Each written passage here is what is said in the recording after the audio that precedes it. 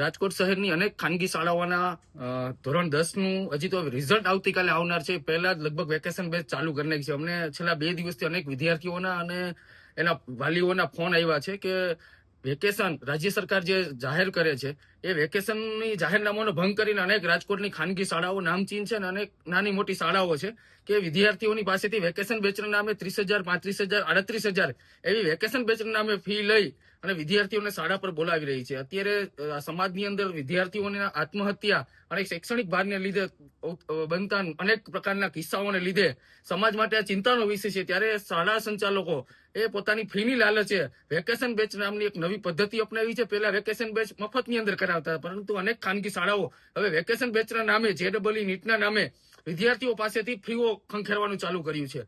ગઈકાલે બરોડા DOએ આ પ્રકારનો પરિપત્ર કર્યો છે કે કોઈ પણ ખાનગી શાળા વેકેશન દરમિયાન ચાલુ રહેશે અથવા તો શૈક્ષણિક કાર્ય ચાલુ રહેશે તેની ઉપર કાર્યવાહી કરવામાં આવશે, દંડ આપવામાં આવશે, તેમજ DO દ્વારા શૈક્ષણિક જે ચેકિંગ આવે સરપ્રાઇઝ એ કરવામાં આવશે. એટલે આજે અમે રાજકોટ જિલ્લા શિક્ષણ અધિકારીની આ બાબતે રજૂઆત કરી છે કે છેલ્લા 2 દિવસથી અનેક વિદ્યાર્થીઓના અને વાલીઓના ફરિયાદ આવે છે કે ભાઈ વેકેશન એ વિદ્યાર્થીઓને પારિવારિક લાગણીઓ માટે અને બહાર ફરવા પરિવાર માટે જવા માટે તણાવ મુક્ત થવાનો સમય છે અને રાજ્ય સરકાર વેકેશન બહાર પાડતી હોય તો એના માટેનો કોઈ આશ્રય હોય, એના કોઈ કારણો હોય.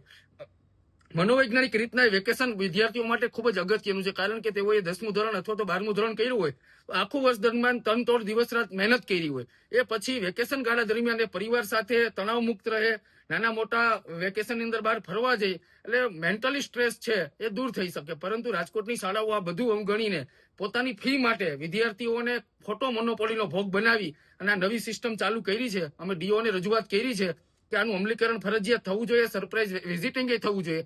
જો આ નહીં થાય તો આવનારા સમયની અંદર જે શાળાઓ વેકેશનની અંદર ચાલુ હોય છે ત્યાં અમારે હલ્લાબોલની જરૂર પડશે તો અમે કરવાના છે.